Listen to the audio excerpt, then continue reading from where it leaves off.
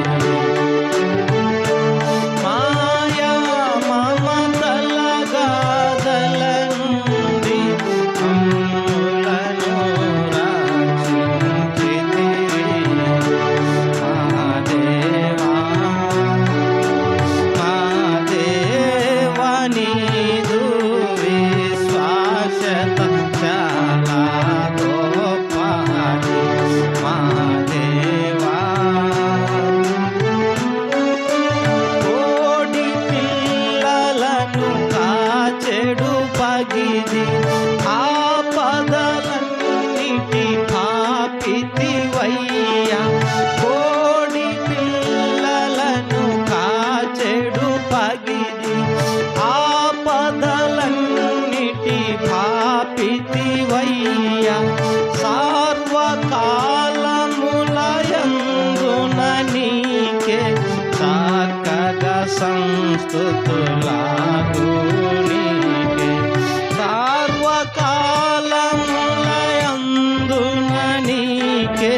చక్కగా సంస్తుతులాగు నీకే. మా దేవా నీదు విశ్వాసత చాలా గొప్పది. మా దేవా సింహపు పిల్లలు ఆకలిగొనిన సింహపు గృహలో నన్ను వేసినను, సింహపు పిల్లలు ఆకలిగొనిన సింహపు గృహలో నన్ను వేసినను, సిగ్గు కలుగకుండగా నన్ను నీవు కాపాడుచున్నా నీలలో, సిగ్గు కలుగకుండగా నన్ను నీవు కాపాడుచున్నా నీలలో. మా దేవా నీదు విశ్వాసత చాలా గొప్పది. మా దేవా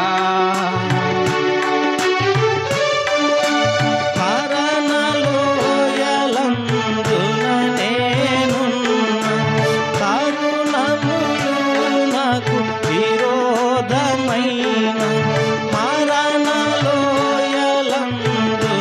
నేనున్న తరుణములు నాకు విరోధమైన,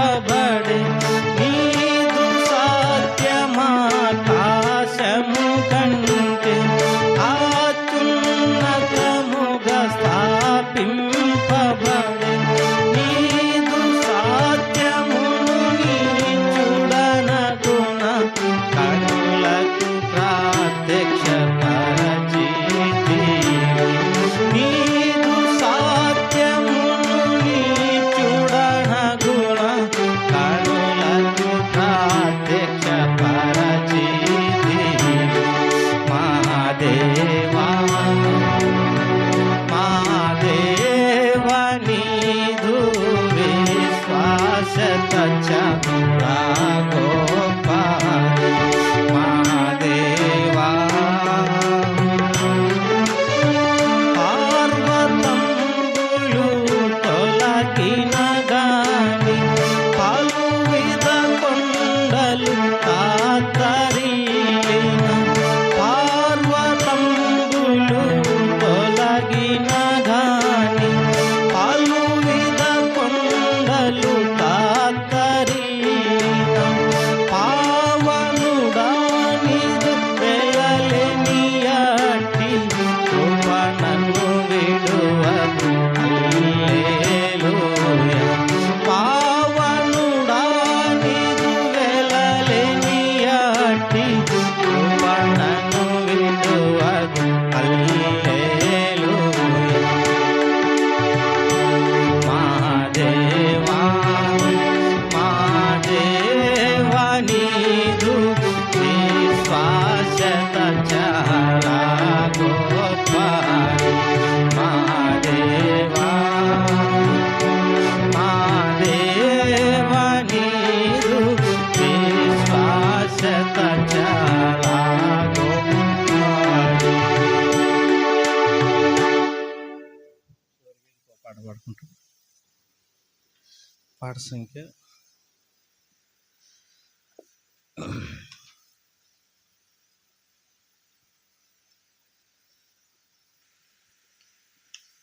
పాట సంఖ్య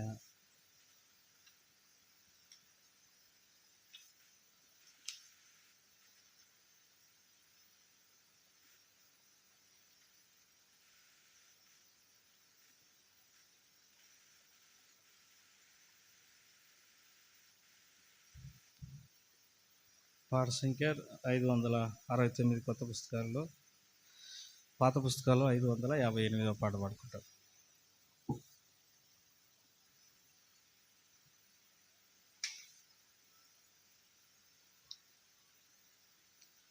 పాట సంఖ్య కొత్త పుస్తకాల్లో 569, పాత పుస్తకాలలో 557.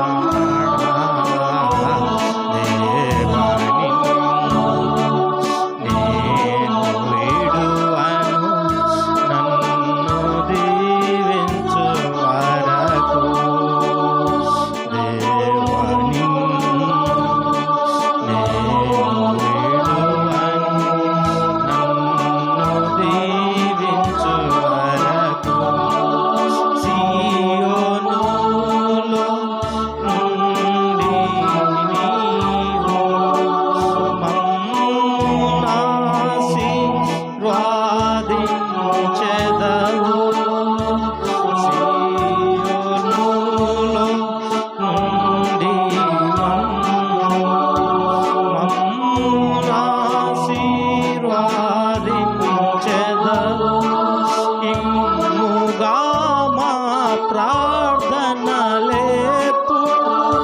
ఆలకించువాడా, నిమ్ముగా మా ప్రార్థనలేప్పుడు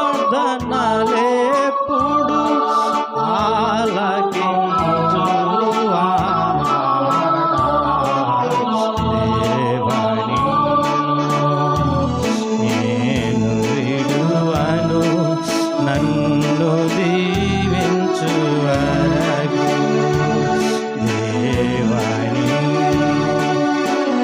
నేను విడువను, నన్ను దీవించు వరకు మాకు స్వాస్థ్యమును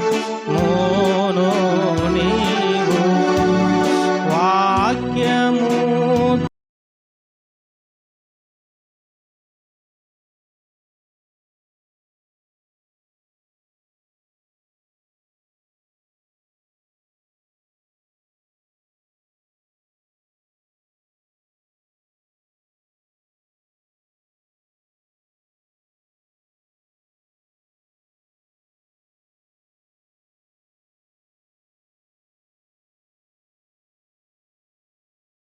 ఆత్మీయ పోరాటమునందు జయము కూర్చువాడా, దేవని నేను విడువను, నన్ను దీవించు వరకు దేవని నేను విడువను, నన్ను దీవించు వరకు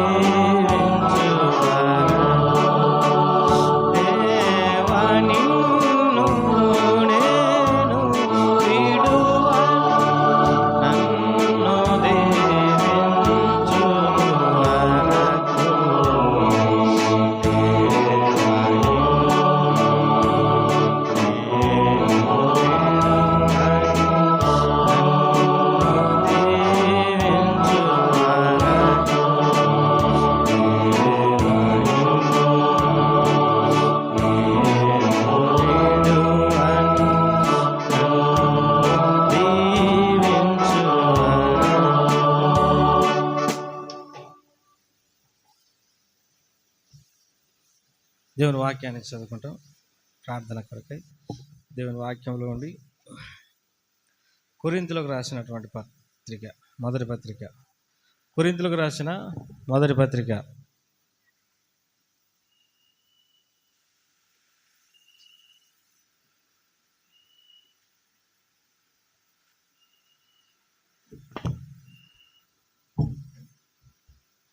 కొరింథీయులకు రాసిన మొదటి పత్రిక 5వ అధ్యాయం.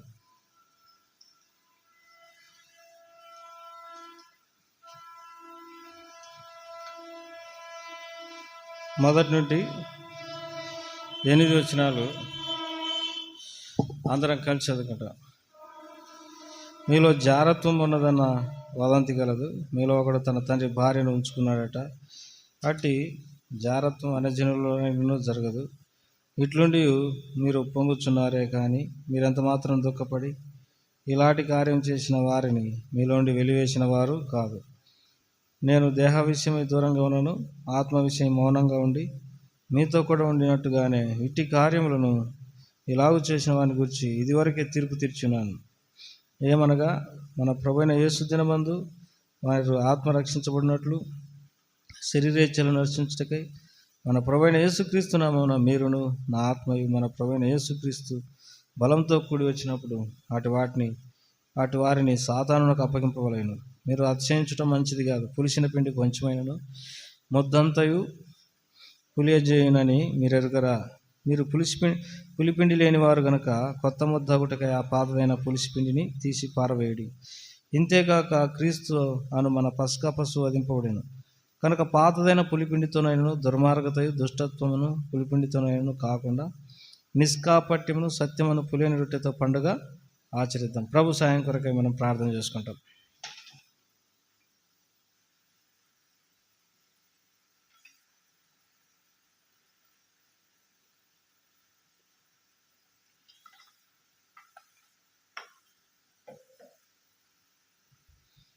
తండ్రి, ప్రభావ మీకు ఎంతవరాలు స్తోత్రం. ఈ సమయంలో ఆరాధిస్తున్న ప్రభావ వాక్యాన్ని మాతో మాట్లాడుతున్నట్టు మేము బలపరచండి. మాకు సహాయం ఇచ్చింది, శక్తి ఇచ్చింది ప్రభావ. మరి మీ సరైన ఆలోచించడానికి సాధించండి.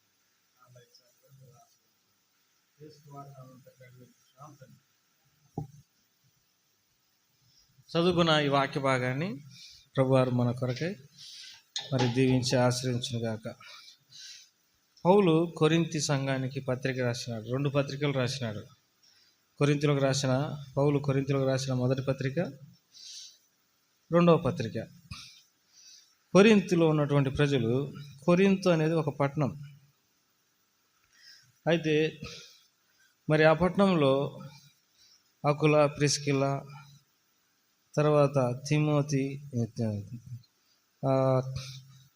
పౌలు ద్వారా అక్కడ సంఘం ఏర్పడింది.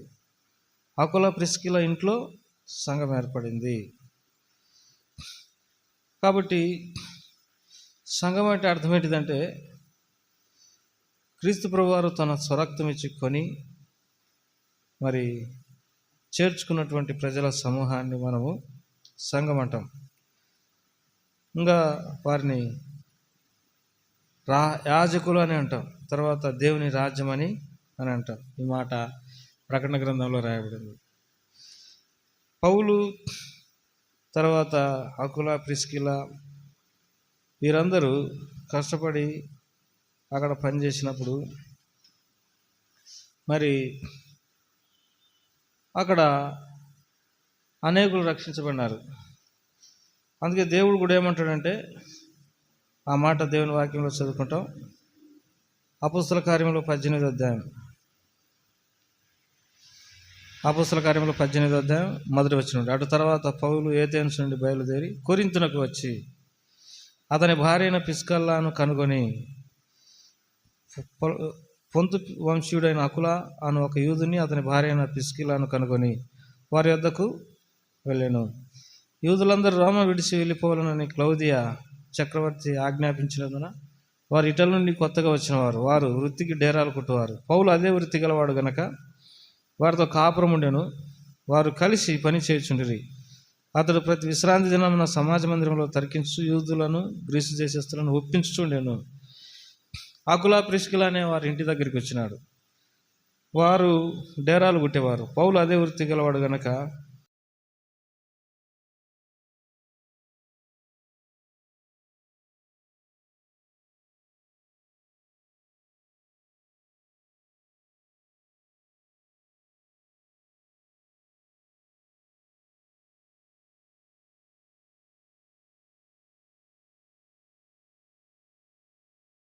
ఆతృత గలవాడై ఏసే క్రీస్తని యూదులకు దృఢంగా సాక్ష్యం ఇచ్చునేను.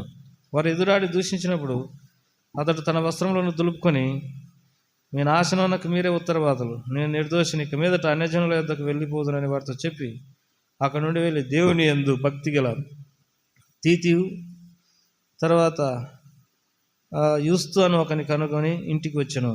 అతని ఇల్లు సమాజ మందిరం ఆనుకుని ఉండెను. కాబట్టి ఆ సమాజ మందిరపు అధికారి అయిన క్రిస్పు తన ఇంటి వారందరితో కూడా ప్రభునందు విశ్వాసం ఉంచెను. మరి కొరింథులో అనేకులు విశ్వాసం ఉంచి బాప్తీసం పొందిరి. కాబట్టి కొరింథులో అనేకులు బాప్తీసం ఇచ్చినారు, బాప్తీసం పొందినారు. ఆ రాత్రి దర్శనమందు ప్రభు, నువ్వు భయపడక మాట్లాడము, మౌనంగా ఉండకము, నేను నీకు తోడై ఉన్నాను, నీకు హాని చేయుటకు నీ మీదకి ఎవడు రాడు, ఈ పట్టణంలో నాకు బహు జనమున్నదని పౌలుతో చెప్పగా అతడు వారి మధ్య దేవుని వాక్యం బోధించు 1 సంవత్సరం 6 నెలలు అక్కడ నివసించాను. దేవుడు కూడా చెప్పినాడు, ఈ కొరింథీ పట్టణంలో అనేక మంది నాకు జనం ఉన్నారు. అక్కడ పౌలు వాక్యం చెప్పినప్పుడు అనేకులు విశ్వసించి బాప్తిసం పొందినారు. తర్వాత తీతియు యూస్తు అను ఒకరింటికి వచ్చాను. అతని ఇల్లు సమాజ మందిరకు ఆనుకొని ఉండెను. ఆ సమాజ మందిరపు అధికారి అయిన క్రిస్పు తన ఇంటి వారందరితో కూడా ప్రభునందు విశ్వాసం ఉంచినాడు. ఇప్పుడు ఆ కొరింథీలో ఆకుల ప్రిస్కిల, తీతియు, యూస్తు అనువారు, క్రిస్పు అనువారు అందరూ కూడా ప్రభు నమ్ముకున్నారు. దేవుడు కూడా చెప్పినాడు, ఈ పట్టణంలో నాకు బహు జన సమూహము ఉన్నదని. తర్వాత అక్కడ మరి ఇంకా జరిగింది ఏంటంటే 12వ వచనంలో గల్లియోను అఖాయాకు అధిపతిగా ఉన్నప్పుడు యూదులు ఏకీభవించి పౌలు మీదకి లేచి న్యాయపీఠం ఎదుటకు అతన్ని తీసుకొని వచ్చి, వీడు ధర్మశాస్త్రకు వ్యతిరేకంగా దేవుని ఆరాధించడానికి జనులు ప్రేరేపించున్నాడని చెప్పింది. పౌలు నోరు తెరిచి మాట్లాడగా గల్లియోను, యూదులారా, ఇది ఒక అన్యాయం కానీ చెడ్డ నేరం కానీ అయిన ఎడల నేను మీ మాట సహనంగా వినుట న్యాయమే. ఇది ఏదో ఒక ఉపదేశం పేర్లను మీ ధర్మశాస్త్రం గురించిన వాదనై అయితే మీరే దారిని చూసుకుని ఇలాంటి సంగతుల గురించి విమర్శ చేయటకు నాకు మనసు లేదని యూదులతో చెప్పి న్యాయపీఠం నుండి అతని వారిని తోలివేశాను. అప్పుడు అతడు సమాజ మందిరపు అధికారి అయిన సోస్తెనేసును పట్టుకుని న్యాయపీఠం ఎదుట కొట్టసాగిరి. అయితే గల్లియోని వీటిలో ఏ సంగతి గురించి లక్ష్య పెట్టలేదు. సోస్తెనేస్ అనేటటువంటి వ్యక్తిని కూడా కొట్టినారు. క్రిస్పు సమాజ మందిరపు అధికారి, తర్వాత యూస్తు అనేటటువంటి వ్యక్తి, తర్వాత తీతియు అనేటటువంటి వ్యక్తి, తర్వాత ప్రిస్కిల, అకుల అనేటటువంటి వ్యక్తులు, వీరంతా ఈ కొరింథీ సంఘంలోనే ఉన్నట్టు మనకు అర్థమవుతుంది. అంతేకాదు చూడండి 28వ వచనంలో, పౌలు ఇంకను బహుదినములు అక్కడ ఉండిన తర్వాత సహోదరుల యొద్ద సెలవు పుచ్చుకుని తనకు మొక్కుబడి ఉన్నందున కెంక్రేలో తల వెంట్రుకలు కత్తిరించుకుని ఓడ ఎక్కి సిరియాకు బయలుదేరి. ప్రిస్కిల, అకుల అను వారు అతనితో కూడా ఉండేది. వారు ఎఫెసునకు వచ్చినప్పుడు అతడు వారు అక్కడ విడిచిపెట్టి తాను మాత్రం సమాజ మందిరంలో ప్రవేశించి యూదులతో తర్కించున్నాను. వారు ఇంకను కొంతకాలం ఉండమని అతను వేడుకొనగా అతడు ఓపక దేవుని చిత్తమైతే మీ వద్దకు తిరిగి వస్తున్నానని చెప్పి వారి యొద్ద సెలవు పుచ్చుకొని ఓడ ఎక్కి ఎఫెసు నుండి బయలుదేరినాను. కాబట్టి ఆ ఎఫెసు కూడా ఇక్కడ కనపడుతుంది మనకు. తర్వాత 24వ వచనంలో, అలెగ్జాంద్రియా వాడైన అపోలో అని ఒక యూదుడు ఎఫెసునకు వచ్చెను. అతడు విద్వాంసుడును లేఖనములందు ప్రవీణుడై ఉండెను. అతడు ప్రభు మార్గం విషయమై ఉపదేశం పొంది తన ఆత్మయందు తీవ్రపడి యోహాను బాప్తీసం మాత్రమే తెలుసుకున్న వాడైన యేసును గురించిన సంగతులు వివరంగా బోధించున్న సమాజ మందిరంలో ధైర్యంగా మాట్లాడారంభించాను. ప్రిస్కిల, అకుల వినియు అతని చేర్చుకుని దేవుని మార్గం మరి పూర్తిగా అతనికి విషదపరిచిరి. ఇద్దరు భార్యాభర్తలైనప్పటికీ విద్వాంసుడైనటువంటి ఈ వ్యక్తికి దేవుని మార్గం బోధించినారు. సామాన్యమైన ప్రజలు, డేరాలు కొట్టుకునేటటువంటి ప్రజలకు దేవుడు ఎంత జ్ఞానం ఇచ్చినాడో చూడు. విద్వాంసుడు కూడా మార్పు పొందినాడు. కాబట్టి అతడు ఎంతో మంచి సేవ చేసినట్టుగా మనం ఎరుగుదాం. ఎందుకంటే కొరింథీయులకు రాసిన పత్రిక మొదటి పత్రికలోనే ఒక మాట ఉంది, మొదటి అధ్యాయంలో. ఒకడేమో అపోల్లో వాడు అంటాడు, ఒకళ్ళేమో పౌలు వాడని అంటాడు. అంటే అంత స్థాయికి అపోల్లో వాక్యం చెప్పినాడు, పౌలు అంత వాక్యము చెప్పినట్టుగా మనకు అర్థమవుతుంది. ఇట్లా కొరింథీలో సంఘం ఏర్పడింది. ప్రభువారు గొప్ప కార్యాలు చేసి ఆయన వైపు తిప్పుకున్నాడు. అయితే కొరింథీలో చాలా పొరపాట్లు ఉన్నాయి. కొరింథీయులకు రాసిన మొదటి అధ్యాయంలో వారు ప్రభు ఆత్మచేత పరిశుద్ధపరచబడిన వారైనప్పటికీ, మరి చూడండి, కొరింథీయులకు రాసిన మొదటి పత్రిక మొదటి అధ్యాయం 2వ వచనం, కొరింథీలో ఉన్న దేవుని సంఘమున కనుక క్రీస్తు యేసునందు పరిశుద్ధపరచబడిన వారై పరిశుద్ధులుగా ఉండటకు పిలువబడిన వారికి, మరి పరిశుద్ధులుగా ఉండడానికి పిలువబడినారు.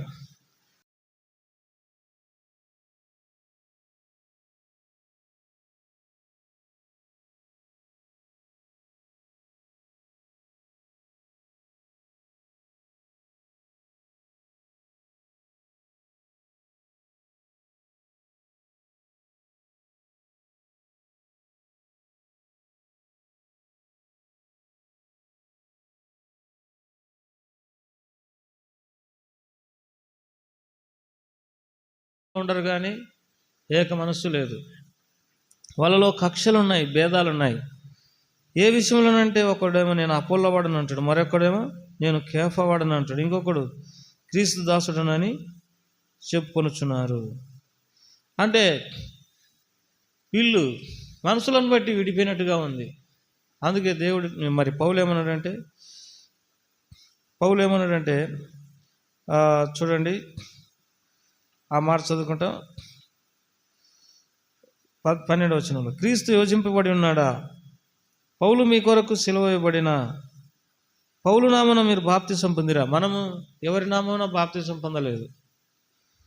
కాబట్టి నేను నాటిని, అపోల్లో నీళ్లు పోసినాడు, వృద్ధి కలుగజేసిన వాడు దేవుడే. కాబట్టి మీరు దేవుని పక్షంగా ఉండండి, మనుషుల పక్షంగా మరి మనము విడిపోకూడదు. మనుషులు ఎవరు కూడా మన కొరకు ప్రాణం పెట్టలేదు. మనం పిలుచుకునే గొప్ప గొప్ప బోధకులు మనం మాట్లాడుకునేవారు, సతీష్ కుమార్ అని, లేకపోతే దినాకరన్ గారు అని, లేకపోతే మరి ఇంకా ఏసన్న అని, లేకపోతే ఇంకా మరి వారు వీరని, జైపాల్ గారని, ఎవరు కూడా మనుషుల కొరకు ప్రాణము పెట్టలేదు. మనుషులు బట్టి మనం ఏం చేయకూడదు, విడిపోకూడదు. మరి ఎవరు వారు మన కొరకు ప్రాణం పెట్టలేదు. నేను నాటి తిని, అపోలో నీళ్ళు పోసినాడు, వృద్ధి కలుగజేసిన వాడు దేవుడు. ఎవరి పని వారు చేస్తూ ఉంటున్నాం, ఎవరి పని వారు. మనుషులను బట్టి మనము నేను వారము వీరమని మాట్లాడుకోకూడదు. ఇక్కడ మరి పౌలు వాళ్ళలో భేదాలు ఉన్నాయని కనుక్కున్నాడు, తర్వాత కక్షలు ఉన్నాయని కూడా కనుక్కున్నాడు. అందుకే వాళ్ళలో ఏక మనసు లేదని కూడా పౌలుకు అర్థమైపోయింది. ఇలాంటి వారుగా ఉండి మీరు మరి ఎట్లా మేము దేవునికి పండగ ఆచరిస్తాము? పులిసిపోయినటువంటి సంగతులు వీళ్ళలో చాలా ఉన్నాయి. చాలా చెడుతనం అనేది కూడా వీరి హృదయాలలో ఉంది. మొదటిది ఇది. రెండవది, కొరింథీయులకు రాసిన పత్రిక మొదటి పత్రిక 2వ అధ్యాయంలో వీరు ఎలాంటి వారని అంటే, ఏ బోధనైనా ఏ ప్రసంగమునైనా వినడానికి సిద్ధంగా ఉన్నటువంటి వారు. బైబిల్లో ఒక మాట రాయబడింది. ఏం రాయబడిందంటే చూడండి, యోహాను రాసిన మొదటి పత్రిక 4వ అధ్యాయం, ప్రియులారా, మొదటి వచనం, ప్రియులారా, అనేకులైన అబద్ధ ప్రవక్తలు లోకంలోనికి బయలుదేరి ఉన్నారు కనుక ప్రతి ఆత్మను నమ్మక ఆత్మలు దేవుని సంబంధమైన కావో పరీక్షించండి. కాబట్టి అనేక మంది బయలుదేరినారు, అబద్ధ బోధకులు బయలుదేరినారు. కాబట్టి వారిని నమ్మొద్దు అని అంటాడు. యోహాను రాసిన 2వ పత్రికలో కూడా ఒక మాట రాయబడింది, 9వ వచనం, 8వ వచనం, లేకపోతే 7వ వచనం నుండి. యేసుక్రీస్తు శరీరధారి వచ్చినని ఒప్పుకొనని వంచకులు అనేకులు లోకంలోకి బయలుదేరినారు. అట్టివాడే వంచకుడు, క్రీస్తు విరోధి ఉన్నాడు. నేను మీ మధ్య నెరవేర్చిన కార్యములు చెడగొట్టుకొనక మీరు పూర్ణ ఫలం పొందినట్లు జాగ్రత్తగా చూసుకునుడి. క్రీస్తు బోధ యందు నిలిచి ఉండక దానిని విడిచి ముందుకు సాగు ప్రతివాడు దేవుని అంగీకరింపనేవాడు. యేసుప్రభువు వారి బోధ ఉంది కాబట్టి ఆ బోధలో నిలిచి ఉండకపోతే వారు వంచకులు, అబద్ధకులు. ఆ బోధ యందు నిలిచి ఉండువాడు తండ్రిని కుమారుని అంగీకరించువాడు. ఎవడైనా నీ బోధను తేక మీ వద్దకు వచ్చినట్లా వారిని మీ ఇంట చేర్చుకునవద్దు, శుభమని కూడా చెప్పవద్దు. ఎవరైనా క్రీస్తు ప్రభు యొక్క బోధ కాకుండా వేరే బోధలు తీసుకొని వస్తే వాని ఇంట్లో చేర్చుకోవద్దు, వానికి శుభమని కూడా చెప్పొద్దు. శుభమని వానితో చెప్పువాడు వాని దుష్టక్రియలలో పాలివాడగును. క్రీస్తు బోధన లేకుండా వేరే బోధ ఎవరైనా మీ దగ్గరికి తీసుకొని వస్తే వారిని మీ ఇంట్లో చేర్చుకోవద్దు. చేర్చుకున్నారనుకో వాని దుష్టక్రియలలో మీరు కూడా పాలివారైతారు. శుభమని కూడా చెప్పొద్దు. క్రీస్తు బోధను తేనటువంటి వారిని మీ ఇళ్ళలో చేర్చుకోకూడదు. నేటి దినాన అనేక మంది యేసుప్రభువారిని గురించి మాట్లాడుతున్నప్పటికీ యేసుప్రభు వారు బోధగా వారు చేయటం లేదు, వేరే బోధలు చేస్తూ ఉన్నారు. అనేకులను కలవర పెట్టేటటువంటి బోధలు చేస్తూ ఉంటున్నారు. దేవుని వాక్యంలో మరి పౌలు ఒక మాట అంటాడు తిమోతికి రాసిన పత్రికలో ఈ మాట చదువుకుంటాం. తిమోతికి రాసిన పత్రిక 2వ తిమోతి 4వ అధ్యాయం. దేవుని ఎదుటను, మొదటి వచనం నుండి, దేవుని ఎదుటను సజీవులకు మృతులకు తీర్పు తీర్చు క్రీస్తు యేసు ఎదుటను ఆయన ప్రత్యక్షతోడు ఆయన రాజ్యంతోడు నేను ఆనబెట్టి చెప్పున్నది మనకు వాక్యం ప్రకటించుము. సమయమందు అసమయమందు ప్రయాసపడము.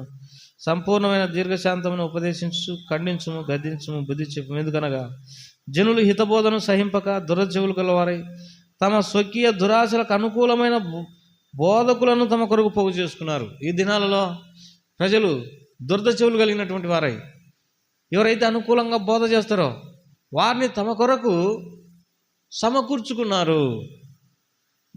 అంటే ఎవరైనా బుద్ధివాక్యం చెప్పినప్పుడు, లేకపోతే ఎవరైనా ఆరోగ్యదాయకమైనటువంటి వాక్యం చెప్పినప్పుడు, లేకపోతే ఎవరైనా ఖండించినప్పుడు, గద్దించినప్పుడు, బుద్ధి చెప్పినప్పుడు వారు ఆ వాక్యాన్ని వినడానికి ఇష్టపడటం లేదు. అలాంటి బోధకులను కూడా ఇష్టపడటం లేదు.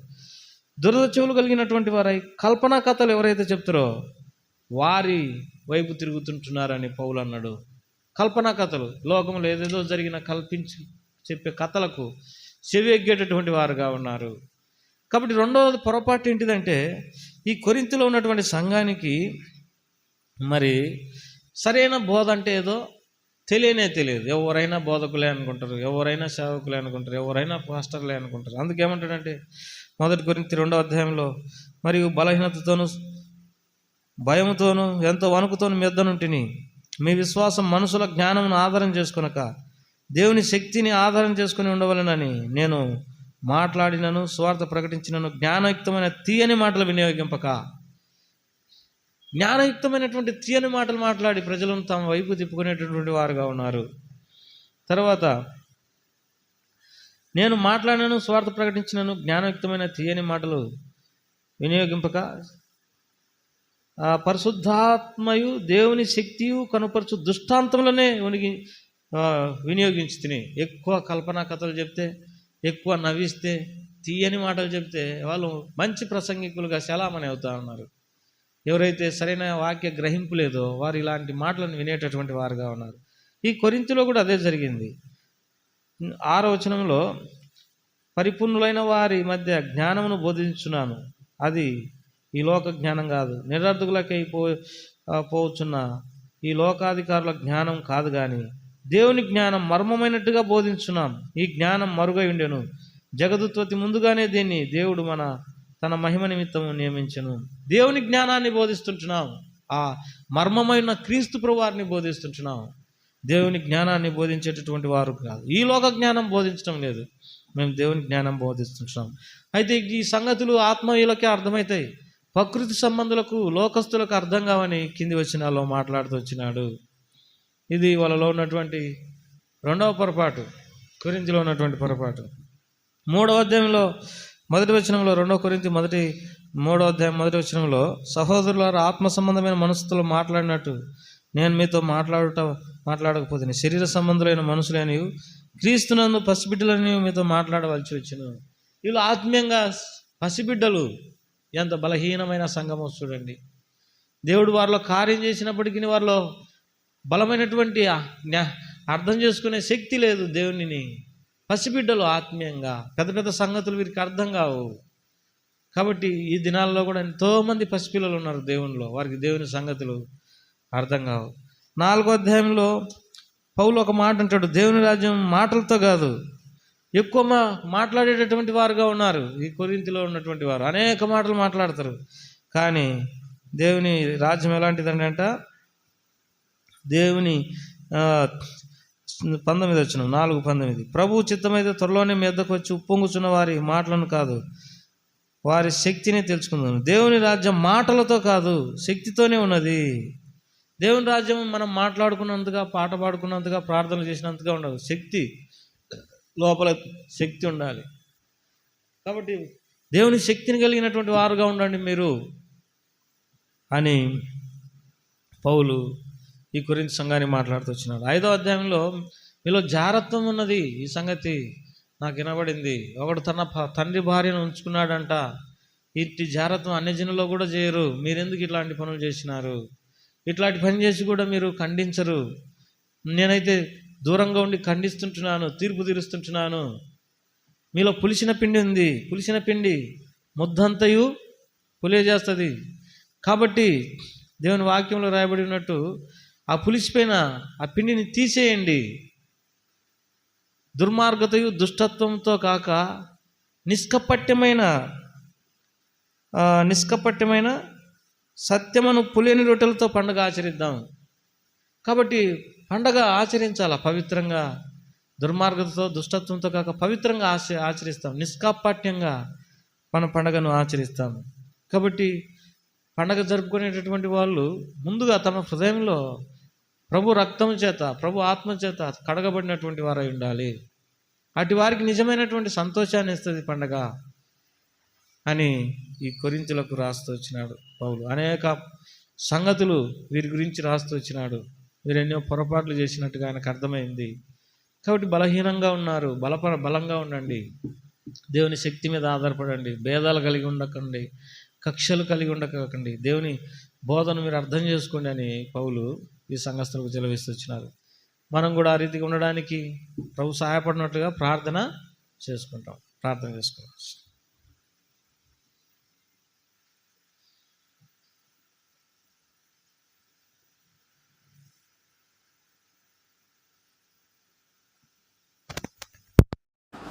ప్రార్థన